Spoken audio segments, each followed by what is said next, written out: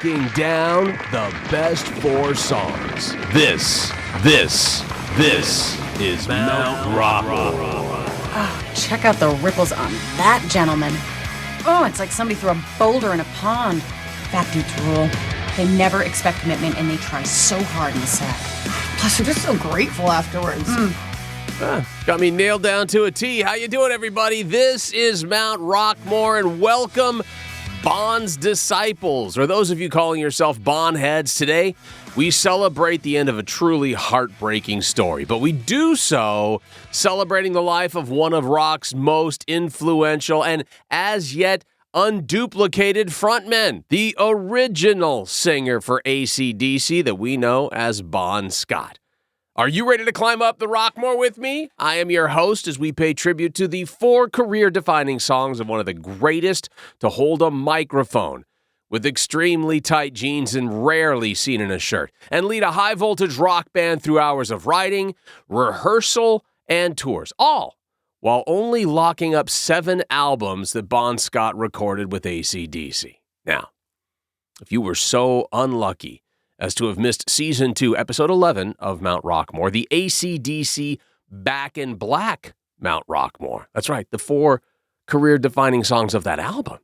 Or if you're snowed in now or weathered in, whatever, I'm not exactly sure, depending on what part of the country you're in, what's happening for you. But if the storms from this week have kind of gotten it in for you, then all you have to do is just ask your Alexa or Google device and check out some of that Back in Black Mount Rockmore, or maybe you like some of the other Mount Rockmore adventures, right? You can also go to realguyradio.com. Like, for instance, we took to the old school metal of Metallica, but we didn't even do the Black Days. We did pre-Black Metallica. Oh, yeah, none of that post-Black crap.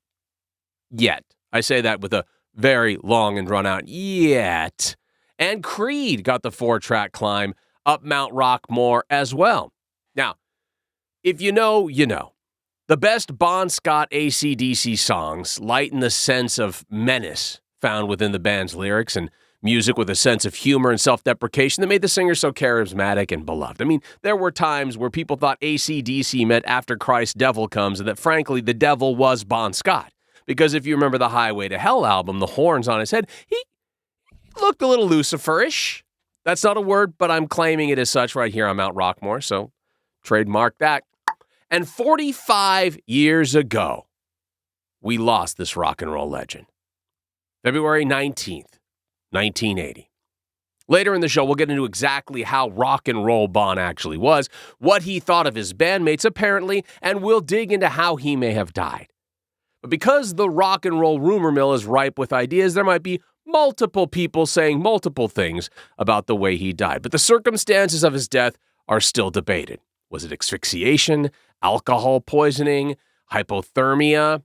After a night of heavy drinking, they found Bon Scott passed out in the backseat of a car in London the next morning and not alive. Let's just put it that way. But rest assured, those lucky few Aussie greasers who saw Bon Scott's first ever performance with AC/DC in September of 1974 witnessed a rock and roll rebirth. Its nerves comprehensively drowned, anesthetized, and powdered. According to AC/DC guitarist Angus Young, this was Bon's first performance. Quote, Bon downed about 2 bottles of bourbon with dope, coke, speed, and said, "Right, I'm ready," recalling his chaotic tryout at the Pucara Hotel in Adelaide.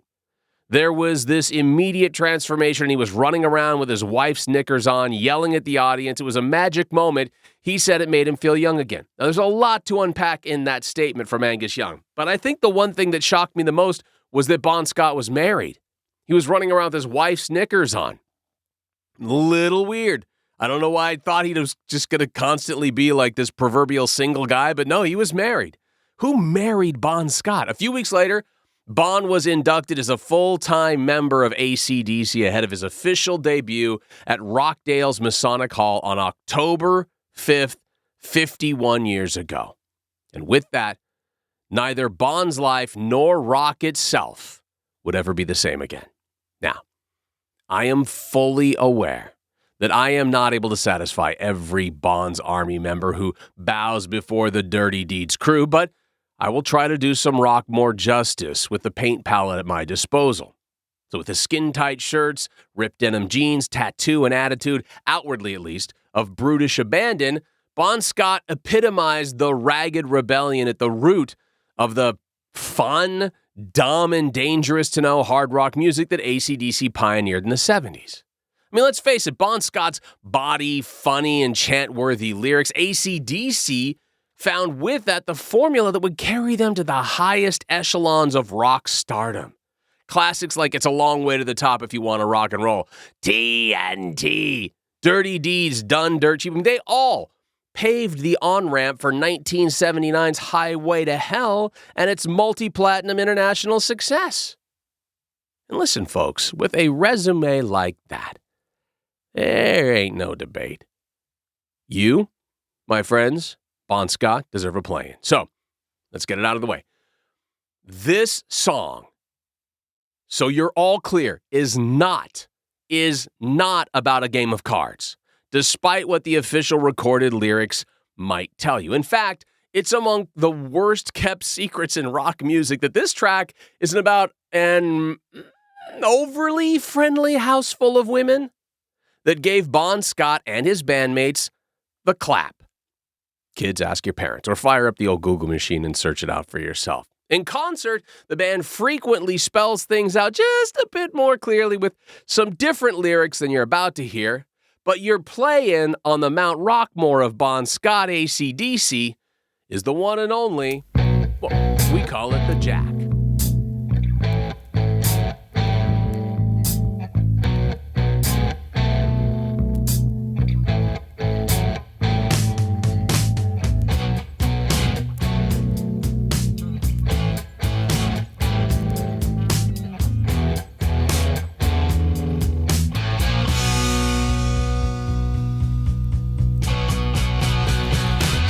Gave me the queen, she gave me the king. She was wheeling and dealing, just doing her thing. She was holding a pair, but I had to try. Her deuce was wild, but my ace was high. She'd been dealt with before, said she'd never had the full house, but I should have known from the tattoo on her left leg and the garter on her right. She'd have the card to bring me down if she played it right. She's got the jack. She's got the jack. She's got the jack. She's got the jack. She's got the jack. She's got the jack. She's got the jack. She's got the jack. She's got the jack. Jack, jack, jack, jack, jack, jack. She's got the jack.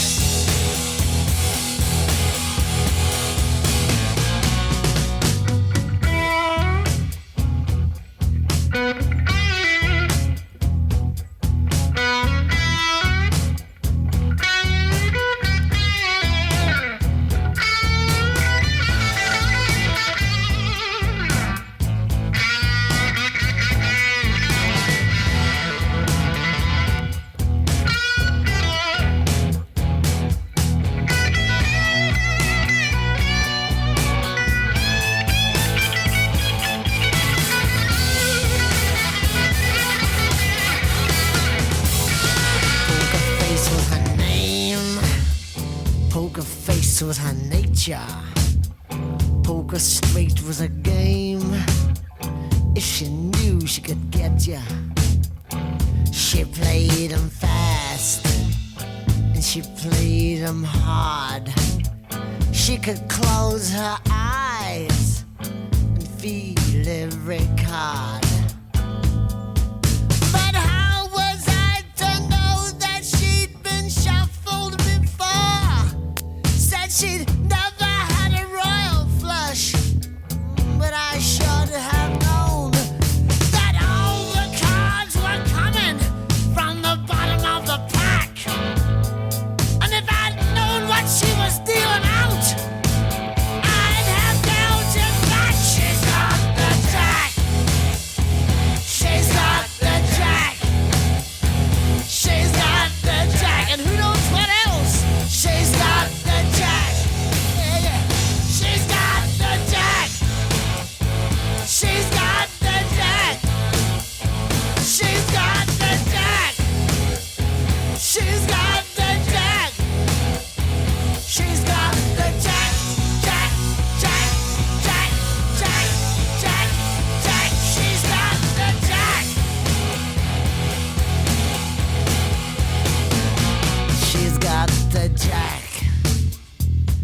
She's got the jack. It was a bad deal. She gave me the jack. Yeah. She's got the. She's got the. She's got the. Can't you tell she's got the.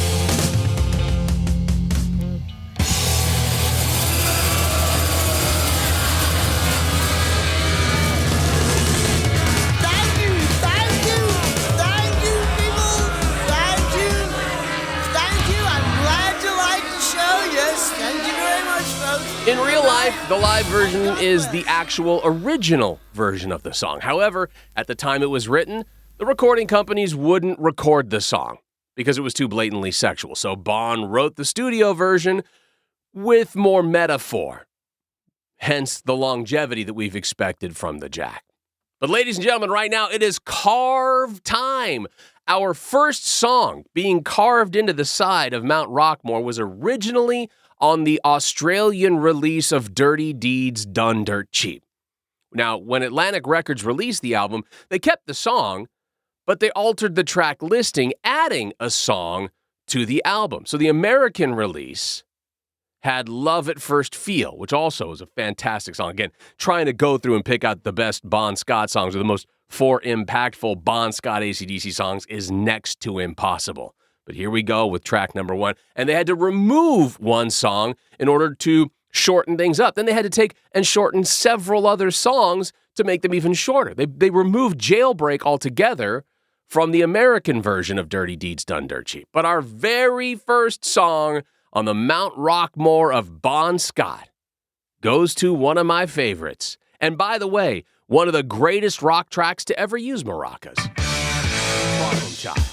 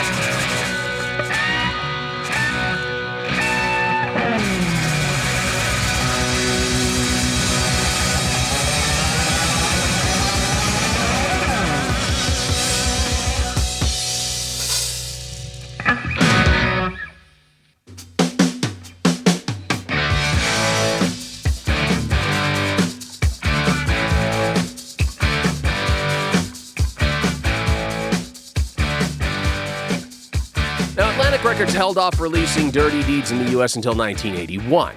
It released in Europe in 1976. I'm doing the math. That seems like about 5 years earlier. I'm really bad at math. They also included this song on Let There Be Rock, likely because they didn't want Crab City in Blue, which is a similar song with a very overt tone towards STDs. With a very overt tone towards STDs on their label, so they needed another song. I just think that it's great that they had Crab City in Blue. That nowadays would be a great name for a band. So the short answer to the question, on which AC/DC album was Problem Child? The song was originally released in the longer form on Dirty Deeds Done Dirt Cheap, period, end of list. On the way, did any of those other songs that you heard me talk about earlier, are they making their way into the carving on Mount Rockmore? And what did one music trade magazine call a bone-crunching, gut-wrenching exercise in primal guitar rock? Oh, that'll be carved in, all on the way on Mount Rockmore.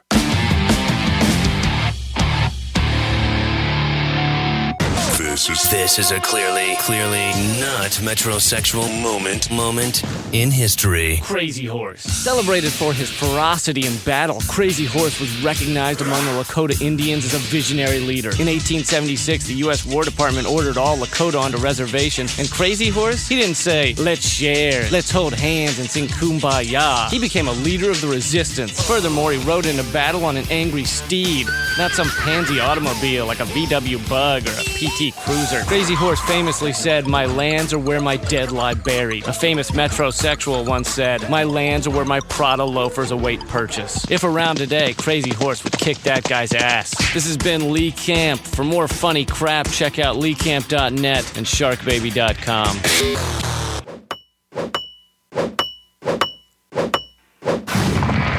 Breaking down the best 4 songs. This is Mount Rockmore. You are a smelly pirate hooker.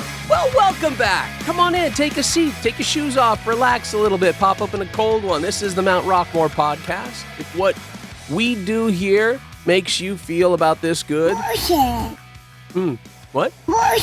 That's nice, honey. That's my little girl.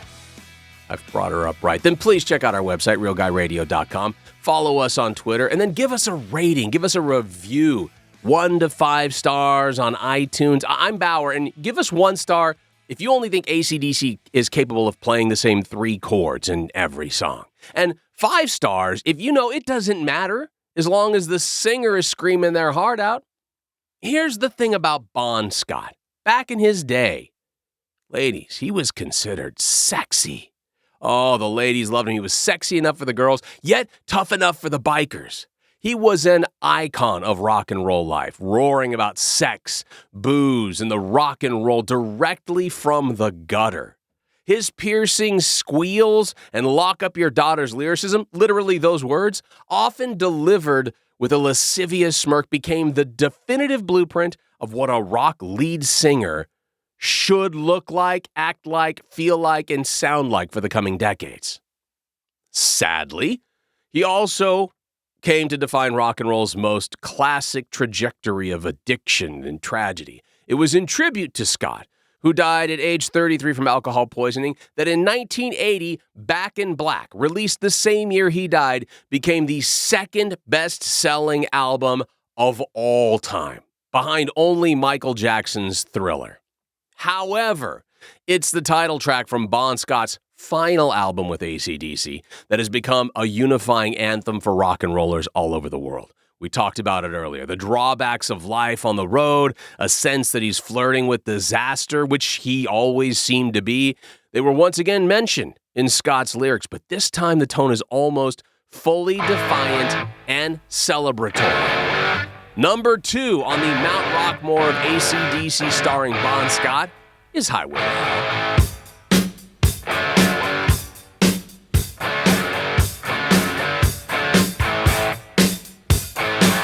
Living easy, living free. Season ticket on a one-way ride. Asking nothing, leave me be. Check out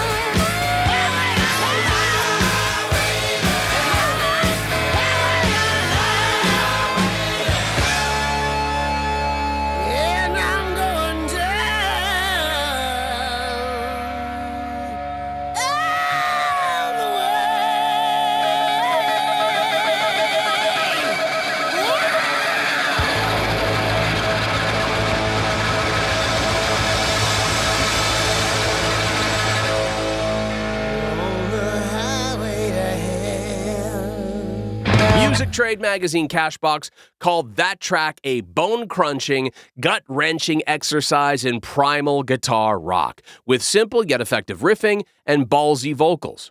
Record World said that growling vocals join a raunchy guitar assault for simple, high-voltage rock and roll abandon. And the single, Highway to Hell, spent 45 weeks on the German singles chart, peaked at number 30 in its 19th week on the chart, and then Bon Scott was found dead in the back of a friend's car just over 6 months after the song was released. Well, right now, we are halfway through the Mount Rushmore of Bon Scott songs, with 2 songs yet to go. But first, it is time for an official Bon Scott Today You Learned. Today you learn. Today you learn. Today you learned after AC/DC vocalist Bon Scott died of alcohol poisoning, which some people still question, the band considered disbanding. Scott's parents, Bon Scott's folks, requested that they not disband. So, they went out, hired Brian Johnson as their new frontman, and made Back in Black, which became the second best-selling album of all time. Now, Bon Scott liked Malcolm and Angus Young, the Young brothers, but thought they were too inexperienced and too young to rock. The Young brothers replied with saying Scott was too old to rock. That's got to make everybody feel good and make it extremely comfortable on bowling night for AC/DC. But after one jam session with each other, it was obvious AC/DC found its new lead singer. Now, apparently, today you learned that Bon Scott found his fellow AC/DC bandmates boring. Obviously, thought they were too inexperienced and too young to rock. But back in 1976, they wouldn't let him drink or let groupies on their tour bus. This according to YNT frontman Dave Meniketti, who, just for a simple plug here, we have already done in Season 1 YNT's Mount Rockmore. You can find that in Season 1 as well. But Dave Meniketti talked about Scott's request, saying, quote, the very first day we did a sound check together, Bon came back. He was like, what are you guys traveling in? We showed him, and he was like, would you mind if I come with you? He continued by saying that Scott was willing to sit on the floor of their van to get some excitement. So Bon Scott told them, these guys are really boring, meaning his Young brothers in AC/DC. They won't let me drink. They won't let any groupies on the bus. He figured he was going to have more fun with us, with YNT, and according to Dave Meniketti, I'm absolutely certain that he did. Today, you learned that when Bon Scott of AC/DC first saw Brian Johnson, his eventual replacement, perform, he told the boys in AC/DC how great Brian Johnson was because he was on the floor kicking and screaming while he was performing. Little did Bon Scott know that Brian was on the floor kicking and screaming because at that moment, he was suffering from appendicitis. And lastly, today you learned the National Trust of Australia decreed Bon Scott's grave important enough to be included on the list of classified heritage places in Australia. And that was a Bon Scott Today You Learned. Today you learn. Today you learn. Well, let's get ready for more carving, shall we? The next song, Carved into the Mountainside, proves size does matter. It's a song about an obese Tasmanian woman with whom Bon Scott had a one-night stand at the Freeway Gardens Motel in North Melbourne. Oh, such a romantic night. In addition to pointing out the woman's size, the singer finds her to be one of the most talented lovers he's ever experienced. The song's first verse reveals her substantial physical measurements and that she weighs 19 stone, or as that figures out, it's 266 pounds. On the Live from the Atlantic Studios disc, however, Bon Scott describes the woman as, quote, a Tasmanian devil, that she weighed 305 pounds, a measurement different from the 19 stone lyric. In 1998, speaking to Vox magazine, Angus Young remembered that they'd been in Tasmania, and after the show, Bon Scott said he was going to check out a few clubs. He said he'd got about 100 yards down the street when he heard this yell, "Hey, Bon!" And he looked around and saw this leg and thought, oh, well. From what he said, there was this woman and a friend of hers. They were plying him with drinks, and this one woman kept saying to him, "This month I've slept with 28 famous people." And Bon went, "Oh, yeah?" Anyway, in the morning, he said he woke up pinned against the wall, and he opened one eye and saw her lean over to her friend and whisper, 29. There's very few people who will go out and write a song about a big fat lady, but Bon Scott said it was worthy.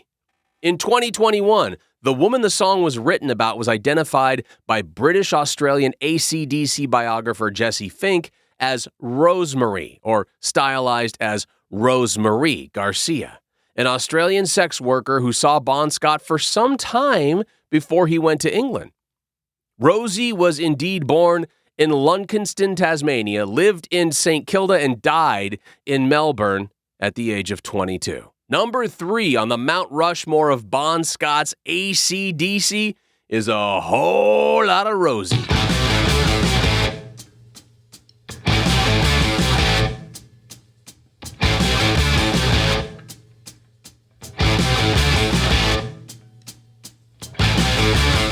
Want to tell you a story about a woman I know. I come to love him. Steal the show. She ain't exactly pretty. Ain't exactly small. 4, 2, 3, 9, 56. You can say she got it all.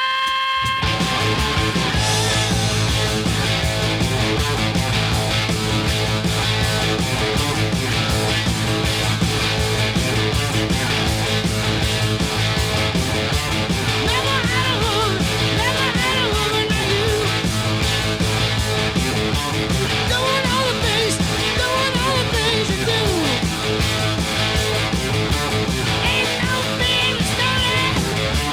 Ain't no scared.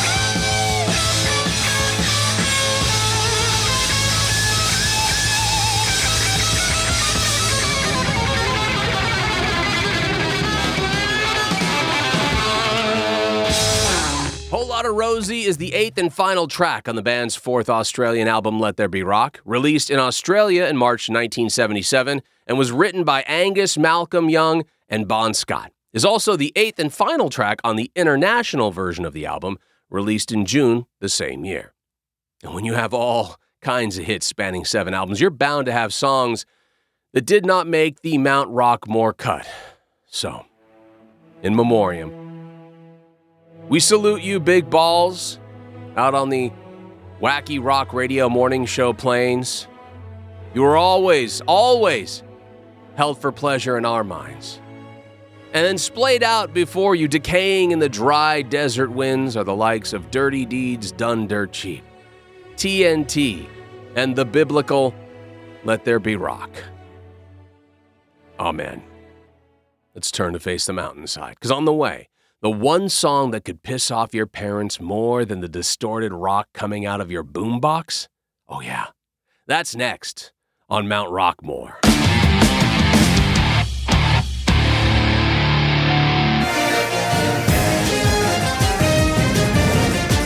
In Minnesota, activists are out in full force today to protest a new bill that would ban marriage between people who don't love each other. Minnesota Governor Tim Pawlenty expressed his intention to sign the bill earlier this week, saying, quote, "I believe the definition of marriage is a union between two people who love each other." In addition to outlawing future loveless unions, the so-called Purity of Marriage Act would also nullify an estimated 53% of marriages in Minnesota. Loveless couples gathered at the state capitol today to voice their opinion that all couples have a right to be married, not just those who can stand each other's company. Beth and I have been sitting silently in front of the TV set for 20 years. You can't tell me that's not marriage. Our feelings of codependence are just as strong as a happy couple's love. Just because I talk to her less than I talk to the dog, that doesn't mean that what we have isn't marriage. We didn't choose to feel nothing for each other. That's just the way we are. Joining us now from St. Paul is Onion News Network legal expert Olivia Walker. Hi, Damon. Well, Olivia, this is a real surprise since Minnesota has long been considered a real mecca for loveless couples. Right. The state is full of bland suburbs and buffet restaurants serving endless piles of food, which loveless couples use to fill the void in their hearts. Where is the support for this bill coming from? Well, the bill's supporters say for too long they've had to watch these people flaunt their lovelessness,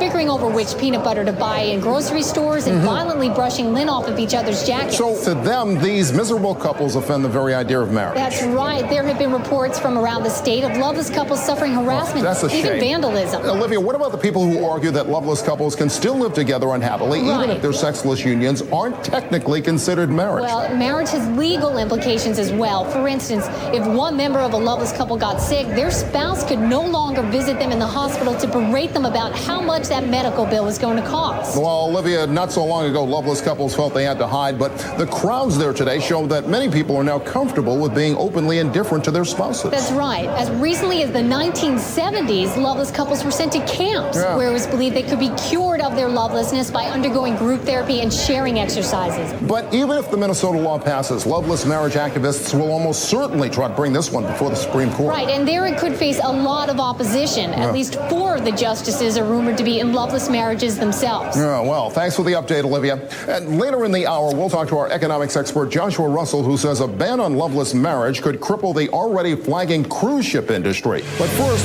Shia LaBeouf has signed a deal with Paramount to ruin another one of your childhood memories.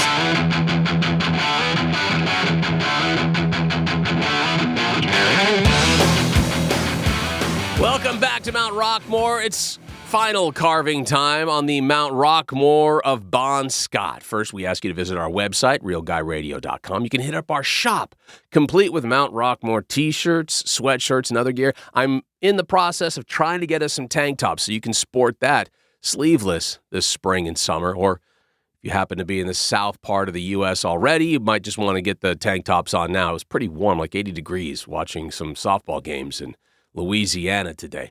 I'm Bauer. I know I was a nightmare to my parents. They would never admit it, but my electric guitar, which was usually out of tune, no doubt, and trying to keep up with the volume of my record player through my little mini amp, man, I was a terror to them. And I played it all through my kick-ass stereo system. Kids, ask your parents about stereo systems, so fill you in on that a little bit. There was one song that could be worse for them to hear than the wailing of Bon Scott and AC/DC. And that is our final song being carved into Mount Rockmore. Why? One word. Bagpipes. Wait, is that? Let me ask the producers. Is that one word or two words? Is it bagpipes or bag then pipes? We're sure? Wikipedia. Okay, according to Wikipedia, it's one word. So either way, Bon Scott blaring away on the bagpipes at the top of that shitty racket as he does this song served as a timely reminder of the years of hard work that go into becoming an overnight success in the music industry. So get your pipes ready.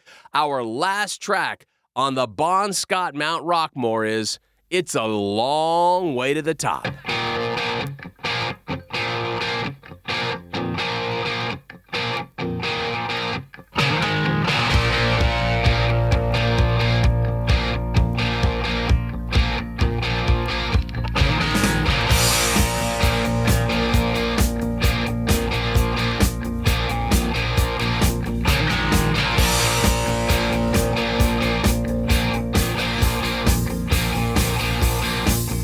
Riding on the highway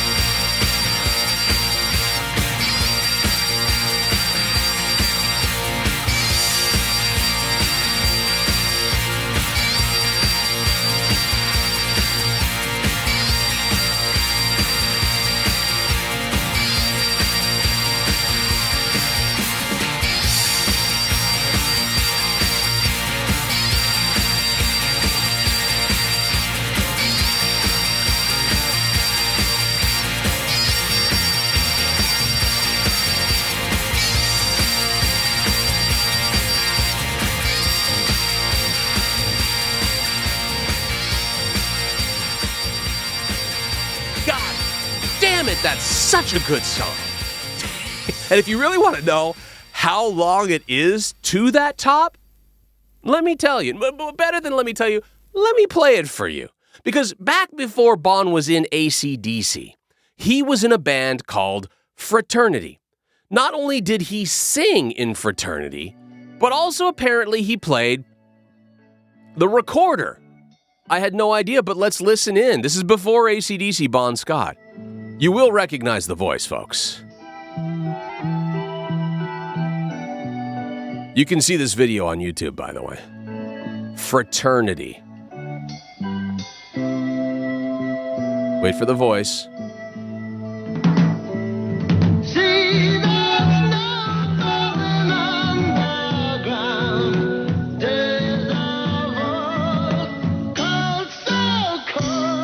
In 1970, Bon Scott moved to Adelaide and joined the progressive rock group Fraternity. Boy, if you ever wanted to know what playing in a progressive rock group did to you, it made you join AC/DC and then just crush it professionally.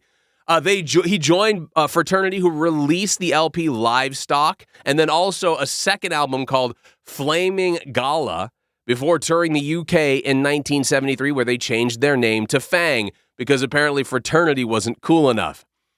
Man, that's amazing. All right, that's it for this episode of Mount Rockmore. The 4 career-defining songs, well, I guess 5 if you put that one in with Bon Scott, of Bon Scott. Hate my picks? Think you could do better? Well, just tweet me at Mount Rockmore and let me know.